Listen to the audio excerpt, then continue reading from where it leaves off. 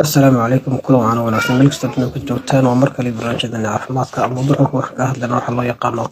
bad posture oo noqonaya qofka aan u muuqan inuu jirkiisu siman yahay sida marka hore qofku ku dhasho haddii wax dhibaato ah caafimaad marka aanay jirin xaaladaasi inta badan waxaa u sababa in qofku noqdo qof waqti dheer meel iska fadhiya taasi marka waxay keentaa cadaadis ku dhaca nugihii jirka qofka sidoo kale wuxuu dareemaa culays kaga dhacaya muruqihii xanuun ka dareema murqihii oo adkaanaya iyo qoortii oo markaa xanuunta waxaa kaloo qofku dareemaa in hoos u dhacayso shaqadii guud ee jirkiisu iyo caafimaadkiisiba xaaladda noocaas ah inta badan waxaa lagula tacaalaa in qofku uu sameeyo ama loo sameeyo physiotherapy iyadoo murqihii laga shaqaysiinayo chiropractic iyadoo markaa dib lagu socodinayo lafdhabartii meesheeda caadiga ahayd iyo qofku inuu guud ahaan u qaato dawooyinka lagula dagaalamo